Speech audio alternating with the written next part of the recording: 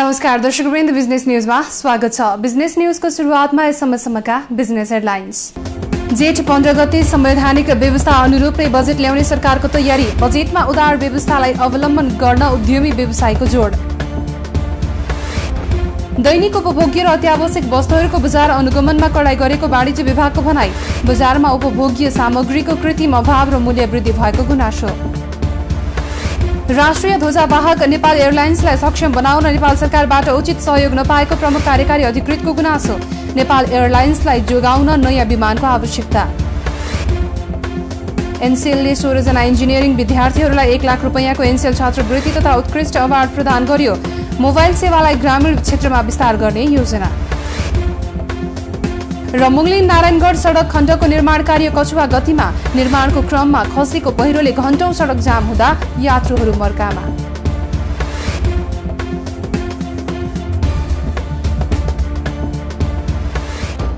हामी निरन्तर बिजनेस न्यूजमा छौं। अर्थमन्त्री विष्णु पौडेलले आगामी बजेट संवैधानिक व्यवस्था बमोजिम जेठ 15 गते प्रस्तुत गरिने बताउनु भएको छ। नेपाल चेम्बर अफ कमर्स र नेपाल उद्योग वाणिज्य महासंघद्वारा अर्थ मन्त्रालयमा आयोजित छलफल कार्यक्रममा बोल्दै अर्थमन्त्री पौडेलले सो कुरा बताउनु भएको हो।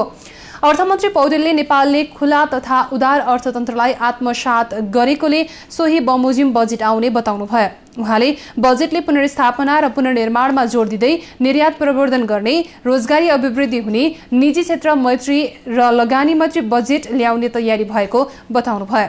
नेपाल उद्योग वाणिज्य महासंघ र नेपाल चेम्बर अफ कमर्स तर्फबाट आगामी बजेट निर्माणको लागि अर्थमन्त्रीलाई विनाशकारी भूकम्प र नाकाबन्दीका साथै मुलुकको उद्योग धन्दा तथा कल कारखाना धराशायी भएकाले बजेटमा विशेष व्यवस्था हुनुपर्ने सुझाव दिएका छन्। वाणिज्य विभागले आर्थिक वर्ष 2073 र 2074 को बजेट नजिकिँदै गर्दा बजारमा दैनिक उपभोग्य वस्तुहरूको साथै सुनचाँदीको अनुगमन तीव्र पारेको छ। बजेटसँगै व्यापारीहरूले दैनिक उपभोग्य वस्तु तथा खाद्यान्नको मूल्य वृद्धि गर्ने गरेकोले बजार अनुगमन तीव्र बनाएको आपूर्ति व्यवस्थापन तथा उपभोक्ता हित संरक्षण विभागले जनाएको छ। वार्षिक बजेट सार्वजनिक गरेसँगै व्यापारीहरूले दैनिक उपभोग्य वस्तु तथा खाद्यान्नको मूल्य वृद्धि गर्ने गरेका छन्। यस वर्ष बजेट सार्वजनिक गर्नु अगाडि नै बजार अनुगमनमा तीव्रता दिएको आपूर्ति व्यवस्थापन तथा उपभोक्ता हित संरक्षण विभागका निर्देशक लक्ष्मण श्रेष्ठले जानकारी दिनुभयो। व्यापारीहरूले दैनिक उपभोग्य वस्तु तथा खाद्यान्नको मूल्य वृद्धि गर्दा आम उपभोक्ताहरू सधैँ मारमा पर्ने भएकोले बजार अनुगमनलाई प्राथमिकता दिएको बताउनुभयो। बजारमा खाद्य वस्तुहरूको, तरकारीहरूको मूल्य वृद्धि भयो भन्ने हामीले पनि गुनासोहरू सुनिरहेका छौँ र अहिले विशेष गरेर यो बजेट वक्तव्यको क्रम भएको र बजेटमा चाहिने केही मूल्य वृद्धि हुन्छ, मूल्य वृद्धि भएपछि हामी बेचौँला भन्ने पनि सोचाइ कतिपयको होलान्। त्यो अवस्थामा चाहिने त्यो कुराहरूलाई मध्यनजर राखेर हामीले खाद्यान्न लगायत अत्यावश्यक वस्तुहरूमा पनि बजार अनुगमनलाई तीव्रता पारेका छौँ। व्यापारीहरूले दैनिक उपभोग्य वस्तु तथा अत्यावश्यक वस्तुहरूको मूल्य वृद्धि बढाएको अवस्थामा कारबाही गर्ने आपूर्ति व्यवस्थापन तथा उपभोक्ता हित संरक्षण विभागले जनाएको छ। नाकाबन्दीको समयदेखि नै बजारमा दैनिक उपभोग्य वस्तु तथा सेवाको मूल्य नाजायज तरिकाबाट वृद्धि भइरहेको उपभोक्ताको गुनासो छ। व्यापारीहरूले दैनिक उपभोग्य वस्तुको कृत्रिम मूल्य वृद्धि गरेको गुनासो बढेपछि आपूर्ति व्यवस्थापन तथा उपभोक्ता हित संरक्षण विभागले अनुगमन सुरु गरेको छ। नेपाल एयरलाइन्स कर्पोरेसनका प्रमुख कार्यकारी अधिकृत सुगत रत्न कंसाकारले सरकारको मातहतमा रहेको देशको एकमात्र ध्वजावाहक विमान सेवाग्राहीलाई सेवा दिनमा पछि परिरहेको स्वीकार्नु भएको छ। नेपाल एयरलाइन्सले पटक पटक वाइड बोइङ विमान थप्न सरकारलाई आग्रह गरिरहे तापनि सरकारबाट भने उत्साहजनक प्रतिक्रिया नआएको भन्दै कंसाकारले गुनासो समेत गर्नु भएको छ। प्रमुख कार्यकारी अधिकृत कंसाकारले देशको ध्वजावाहक विमानलाई उचित सेवा प्रदान गर्न र पर्यटकलाई नेपालको विमानको झल्को दिएर विमानमा सवार हुन आकर्षण गर्नको लागि नयाँ बोइङ आवश्यकता रहेको जानकारी दिनुभयो। शुक्रबार नेपाल एयरलाइन्स कर्पोरेसनको एजेन्सी अवार्ड 2016 नाम दिइएको कार्यक्रममा 2002 को तुलनामा 7% को मात्र व्यापार गर्न सकिएको जानकारी दिनुभयो। मूल कारण के भने नेपाल वायु निगमको व्यवस्थापनको कमजोरी भन्दा पनि नेपाल वायु निगमको उत्पादन क्षमता नबढाएको 28 वर्षसम्म त्यसको चाहिँ ग्रोथ 0 रहेछ, झन्डै माइनसमा पनि गइरहेछ। यहाँ पहिले 4 वटा थियो, गिट भन्दाखेरि माइनसै गर्ने। त्यसले अहिले चाहिँ एउटा चाहिँ महत्त्वपूर्ण एउटा चाहिँ हामीलाई चाहिँ निगमको लागि च्यालेन्ज आएको, यसलाई यो स्थितिलाई चाहिँ चेन्ज गर्ने कि नगर्ने त। मैले कहिले काहीँ जोक गर्ने गरेर चलाउन सक्छु, 4 मात्र चलाउनु। उहाँ हाम्रो साथीहरूलाई चाहिँ म त अब सिइओ मात्रै हो, उहाँको चाहिँ दायाँ हातको थियो, 4 वटा जेट चलाएर बस्नु भयो।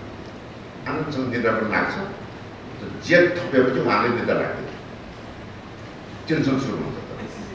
त्यो दुईटामा कुन बाटो अपनाउने भन्ने किसिमको कुरा हो। नेपाल एयरलाइन्स प्रमुख कार्यकारी अधिकृत कंसकारले नेपाल एयरलाइन्सले कुनै बेला 2 लाख विदेशी पर्यटकलाई सेवा दिइरहेकोमा पछिल्लो समय 3000लाई मात्र सेवा दिन सकिरहेको बताउनुभयो। उहाँले नेपाल एयरलाइन्सलाई पुनः उकासेर नयाँ बिन्दुमा पुर्याउनका लागि सरकारबाट उचित सहयोग आवश्यक रहेको प्रश्न पार्नुभयो। निजी क्षेत्रको सेवा प्रदायक संस्था एनसीएलले 16 जना इन्जिनियरिङ विद्यार्थीहरूलाई 1 लाख रुपैयाँको एनसीएल छात्रवृत्ति तथा उत्कृष्ट अवार्ड प्रदान गरेको छ। शुक्रबार ललितपुरमा पत्रकार सम्मेलनका साथमा एनसीएलले सो अवार्ड प्रदान गरेको हो। एनसीएलले इलेक्ट्रोनिक्स एन्ड कम्युनिकेसन र कम्प्युटर विभाग गरी जम्मा 16 जनालाई छात्रवृत्ति प्रदान गरेको छ। 2015 उत्तीर्ण विद्यार्थीहरू मध्ये सबैभन्दा बढी अङ्क प्राप्त गर्ने 3 जना मध्ये 1 जना महिला र 2069, 70, 71 मा उत्तीर्ण हुने सबै विद्यार्थीहरूमध्ये सबैभन्दा बढी अङ्क प्राप्त गर्ने 16 विद्यार्थीलाई एनसीएल छात्रवृत्ति तथा उत्कृष्ट अवार्ड प्रदान गरिएको हो। निजी क्षेत्रको सेवा प्रदायक संस्था एनसेलले 16 जना इन्जिनियरिङ विद्यार्थीलाई 1 लाख रुपैयाँको एनसेल छात्रवृत्ति तथा उत्कृष्ट अवार्ड प्रदान गरेको छ। शुक्रबार ललितपुरमा पत्रकार सम्मेलनका साथमा एनसेलले सो अवार्ड प्रदान गरेको हो। एनसेलले इलेक्ट्रोनिक्स एन्ड कम्युनिकेसन र कम्प्युटर विभाग गरी जम्मा 16 जनालाई छात्रवृत्ति प्रदान गरेको छ। 2015 उत्तीर्ण विद्यार्थीहरूमध्ये सबैभन्दा बढी अङ्क प्राप्त गर्ने 3 जना मध्येमा 1 जना महिला र 2069, 70 र 71 सबै विद्यार्थीहरूमध्ये सबैभन्दा बढी अङ्क प्राप्त गर्ने 16 जना विद्यार्थीलाई एनसेल छात्रवृत्ति तथा उत्कृष्ट अवार्ड प्रदान गरेको हो। अन्तर्राष्ट्रिय सम्बन्ध तथा श्रम समितिले त्रिभुवन अन्तर्राष्ट्रिय विमानस्थलको सुधार सम्बन्धमा विभिन्न ठेक्काको म्याद बढाइएकामा आपत्ति जनाउँदै छानबिन गरेर दोषी कर्मचारीमाथि कारवाही गर्न पर्यटन मन्त्रालयलाई निर्देशन दिएको छ। व्यवस्थापिका संसद अन्तर्गतको समितिको शुक्रबार बसेको बैठकले पर्यटन मन्त्री आनन्द प्रसाद पोखरेल, सचिव प्रेम कुमार राई लगायतलाई बोलाई ठेक्काको म्याद बढाउने तथा भेरिएसन समेत परिवर्तन गर्ने काम भइरहेको भन्दै छानबिन गरेर दोषी कर्मचारीलाई कारवाही गर्न निर्देशन दिएको हो। विमानस्थलको सुधार सम्बन्धमा नेपाल नागरिक उड्डयन प्राधिकरण अन्तर्गत आधा दर्जन भन्दा बढी काम सुरु गरिएकामा कुनै पनि काम समयमा पूरा हुन सकेका छैनन्। समितिले हवाई उडान तोकिएको समयमा नै गर्ने, लगेजहरू समयमा दिने तथा सेवाग्राहीलाई मैत्रीपूर्ण व्यवहार गर्ने व्यवस्था मिलाउन पनि निर्देशन दिएको छ। यसैगरी विमानस्थलको सरसफाईमा सुधार गर्न र पसलहरूलाई व्यवस्थित तुल्याउन र ठोस मापदण्डका आधारमा विमानको भाडा निर्धारण गर्न पनि निर्देशन दिएको छ। बैठकमा प्रहरी महानिरीक्षक उपेन्द्रकान्त अड्याल, अध्यागमन विभागका महानिर्देशक केदार नेउपाने लगायतका अधिकृतहरूले आफ्नो जिम्मेवारीमा पर्ने काममा सुधार गरेर विमानस्थलको अवस्था सुधार गर्ने प्रतिबद्धता जनाएका थिए। हामी निरन्तर बिजनेस न्यूजमा छौं। सरकारले विनाशकारी भूकम्पले क्षति पुर्याएका भौतिक संरचनाको पुनर्निर्माणको लागि 5 वर्षीय योजना सार्वजनिक गरेको छ। सरकारले केही दिन अगाडि मात्रै सार्वजनिक गरेको आगामी वर्षको नीति तथा कार्यक्रममा भूकम्प पीडितलाई बर्खा अगाडि नै छानामुनि राखिसक्ने भने पनि पुनर्निर्माणको 5 वर्षीय योजनामा उक्त कुरा कतै पनि उल्लेख छैन। एक रिपोर्ट। भूकम्प लगत्तै गरिएको प्रक्षेपण अनुसार पुनर्निर्माणका लागि 6 खर्ब 69 अर्ब रुपैयाँ आवश्यक पर्ने प्रतिवेदन सार्वजनिक भएको थियो। तर 5 वर्षमा सम्पन्न गरिने पुनर्निर्माणका लागि 8 खर्ब 38 अर्ब रुपैयाँ खर्च लाग्ने सरकारी प्रक्षेपण रहेको छ। उक्त रकम भूकम्पपछिको आवश्यकता मूल्याङ्कन प्रतिवेदनले अनुमान गरे भन्दा 1 खर्ब 69 अर्ब बढीको लागत सहितको पुनर्निर्माणको योजना हो। प्री मनसुन सुरु भइसकेको छ। मनसुन सुरु हुन अब केही समय मात्रै बाँकी छ। भूकम्प पीडितलाई मनसुन अगावै छानामुनि राख्ने सरकारले भन्दै आश्वासन दिँदै आइरहेको छ। तर सरकारको काम कारबाही हेर्ने हो भने अहिलेसम्म पीडितको छानो बनाउने कामको सुरुवात समेत गरेको देखिँदैन।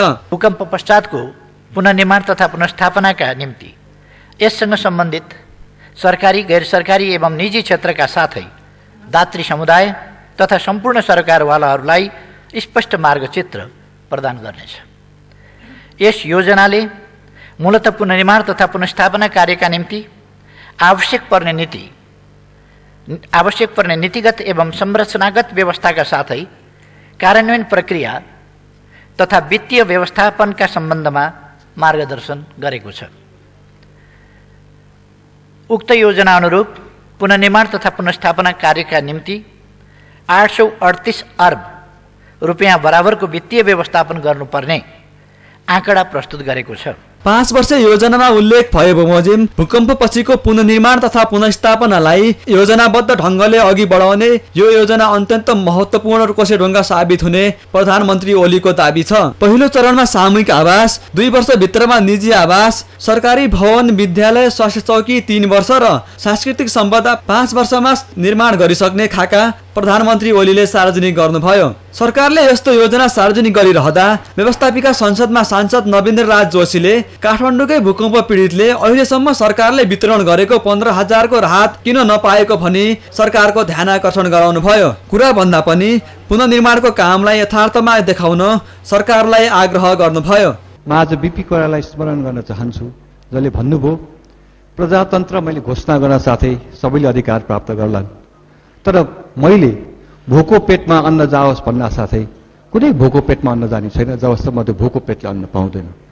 म सामान्य प्रधानमन्त्रीज्यूलाई यो कुरा स्मरण गराउन चाहन्छु र म एउटा प्रश्न के गर्न चाहन्छु भने मेरो क्षेत्र नयाँ सडकमा 15,000 बदामसम्म पाएका छैनन् जुन तत्काल पाउनुपर्ने हो। त्यो 15,000 कति वर्षभित्र मेरा भूकम्प पीडित जनताले चाहिँ मेरा क्षेत्रका जनताले पाउलान्, जवाफ चाहियो। राजनीतिक दलहरूका बीचमा लामो विवादपछि गत वर्ष पुसमा गठन भएको राष्ट्रिय पुनर्निर्माण प्राधिकरणले गठन भएको 4 महिनापछि 5 वर्ष योजना बनाएको हो। यो योजना सार्वजनिक भएसँगै कार्यान्वयनको पक्षलाई चुनौती र अवसरको रूपमा लिएर सरकारवाला सबैले जुट्न जरुरी छ। न्युज 24 टेलिभिजनका लागि टिभी जर्नलिस्ट दीपक चन्द। 2 वर्षमा सक्ने लक्ष्यसहित गत वर्षबाट सुरु भएको मुङलिन नारायणगढ सडक आयोजनाको काम आधा समय बितिसक्दा पनि सोचे अनुरूप अगाडि बढ्न सकेको छैन। अत्यन्त व्यस्त मानिएको र काठमाडौँलाई तराईसँग जोड्ने मुख्य सडक भए पनि यसमा निर्माण कम्पनीको ढिलासुस्तीका कारण निर्माणले गति लिन नसकेको हो। एक रिपोर्ट। अहिले वर्षात सुरु हुन लाग्दा आयोजनामा कामको चटारो देखिएको छ, जसकारण काम गुणस्तर हुनेमा सर्वसाधारणको शंका पनि छ। यति बेला सडकको विभिन्न ठाउँमा पहाड फोर्ने तथा पुल बनाउने, कल्भर्ट बनाउने, कटिङ, फिलिङ लगायत बनाउने काम भइरहेको छ। एसियाली बैंकको करिब 3 अर्ब ऋण सहयोगमा एसियन हाइवेको मापदण्ड अनुसार निर्माण हुन लागेको सडक सन् 2017 को अप्रिलसम्म निर्माण सम्पन्न गर्ने गरी सम्झौता गरिएको छ। सडक सुधारसँगै आपटारदेखि मुगलिङसम्मको सडकको चौडाइ 9 मिटरदेखि 11 मिटरसम्मको हुनेछ। नेपाल भारत क्षेत्रीय व्यापार तथा यातायात आयोजना अन्तर्गत निर्माण थालिएको राष्ट्रिय महत्त्वको सडक भएकोले समयमा नै सम्पन्न गर्नुपर्ने चुनौती पनि छ। सडकलाई विभिन्न 3 खण्डमा विभाजन गरेर निर्माणको जिम्मा दिइएको छ। 33 किलोमिटर सडक मध्ये भरतपुरको आपटारीदेखि दासढुङ्गासम्म 10 किलोमिटर खण्ड BLA SCC जोइन्ट एडभेन्चरले निर्माणको जिम्मा पाएको छ। दासढुङ्गादेखि सिमलतालसम्मको 11 किलोमिटर सडक उडीहिल लामा जोइन्ट भेन्चरले निर्माणको जिम्मा पाएका छन् भने सिमलतालदेखि मुगलिङसम्मको 12 किलोमिटर सडक निर्माणको जिम्मा सुप्रिम रौता जोइन्ट भेन्चरले पाएका छन्। कछुवा गतिमा निर्माणका कारण बल्ल 14% मात्रै काम पूरा भएको छ। दैनिक हजारौं सवारी साधन आवाजात गर्ने यो सडक साँघुरो भएका कारण सवारी दुर्घटनाको जोखिम पहिलेदेखि नै कायम रहेको छ। अझ आजभोलि निर्माणका क्रममा खस्ने सुक्खा पहिरो र घण्टौको ट्राफिक जामले नागरिकले हुनसम्मको सास्ती खेप्नु परेको छ। यता काम ढिलो हुनुमा नाकाबन्दी, इन्धन अभाव लगायतका विभिन्न कारण भएको निर्माणमा संलग्नले दावी गरेका छन्। देशमा उत्पन्न असहज परिस्थितिको सामना गर्नु परेको जिकिर गर्दै समयावधि थप लगायतका माग समेत उनीहरूले गरिरहेका छन्। न्युज 24 टेलिभिजनका लागि टिभी जर्नलिस्ट रोहित केसीको स्थलगत रिपोर्ट। बहुचर्चित हिमाली जडीबुटी यार्सा गुम्बा टिप्ने मौसम सुरु भएसँगै सुरक्षासँगै राजस्व गस्तीको पनि कान ठाडो भएको छ। देशका हिमाली जिल्लाहरूका गाउँघरमा मानव बस्ती रितिँदै गर्दा सुरक्षाकर्मीहरू पनि उनीहरूसँगै उच्च हिमाली भेगमा लाग्ने क्रम बढेको छ। एक रिपोर्ट। मुगु जिल्लाको मुगु र डोल्फु गाविसको पाटन क्षेत्रमा पाइने यार्सा गुम्बा सङ्कलन गर्न जाने स्थानीयवासीबाट हुने राजस्व सङ्कलनका लागि सुरक्षार्थ 100 भन्दा बढी सुरक्षाकर्मी खटाइने भएको छ। जेठको 10 देखि 15 गतेसम्म मुगु र डोल्फु गाविसका पाटन क्षेत्रमा यार्सा सङ्कलन गर्न जानेहरूको लागि प्रवेश शुल्क उठाउने निर्णयसँगै यार्सा गुम्बा सङ्कलनकर्ताहरूको सुरक्षार्थ र राजस्व चुहावटलाई रोक्न खटिएर जाने नेपाल प्रहरी सशस्त्र प्रहरी राष्ट्रिय अनुसन्धान गरी 126 जना सुरक्षाकर्मीलाई अनुशिक्षण दिइएको छ। यार्सा सङ्कलनका लागि जेठको 10 देखि 15 गतेसम्म सर्वसाधारणलाई सम्बन्धित गाविसले मुगु गाविस बाहेक अन्य मुगुवासीलाई प्रति व्यक्ति 1500, अन्य जिल्लाबाट सङ्कलनमा आउनेहरूलाई 2000 राजस्व तोकेको छ। राजस्व चुहाड हुन नदिनेका साथै चोरी डकैत रोक्न पनि यति ठूलो संख्यामा पहिलो पटक सुरक्षाकर्मी परिचालन गरिएको प्रहरी नायब परीक्षक सोमबहादुर थापाले बताउनुभयो। विगतका वर्षहरूमा लाखौं रुपियाँ राजस्व चुहाड हुने गरेको सङ्कलनकर्ताबाट लाखौंको यार्सा सहित नगद समेत हतियार देखाएर लुटेराहरूले लुटपाट गरेकै कारण अहिले प्रहरीको मुख्य सुरक्षा शिविर मुगु गाविसको सिरानी चौरमा राख्ने र अन्य यार्सा पाइने पाटन क्षेत्रहरू रिमार, ठुलो कोइकी, छापाखोला, पुरानो मुगु र डोल्फोको चिताए गाउँमा सहायक सुरक्षा शिविर राख्ने योजना बनाएको प्रहरी प्रशासनले जनाएको छ। यार्सा सङ्कलनका लागि सुर्खेत, नेपालगञ्ज, दैलेख, जाजरकोट, अछाम, बाजुरा र कर्णाली अञ्चलका 5वटै जिल्लाबाट हजारौं सर्वसाधारण मुगुका हिमाली पाटन क्षेत्रमा पुग्ने गर्दछन्। न्युज 24 टेलिभिजनका लागि मुगुबाट टिभी जर्नलिस्ट दानबहादुर बुढाको रिपोर्ट। बिजनेस न्युजको अन्त्यमा यस समयसम्मका बिजनेस हेडलाइन्स पुनः एकपटक। जेठ 15 गते संवैधानिक व्यवस्था अनुरूपै बजेट ल्याउने सरकारको तयारी। बजेटमा उदार व्यवस्थालाई अवलम्बन गर्न उद्यमी व्यवसायको जोड।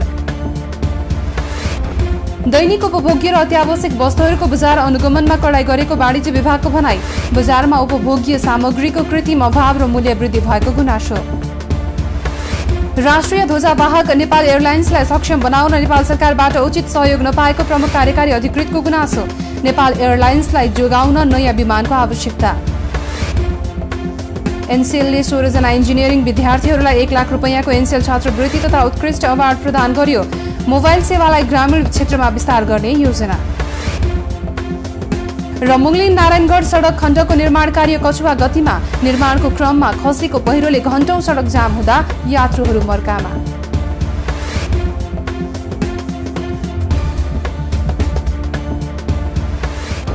बिजनेस न्यूज अहिलेलाई यति नै। थप न्यूजका लागि हाम्रो वेबसाइट www.news24nepal.tv हेर्नुहोला।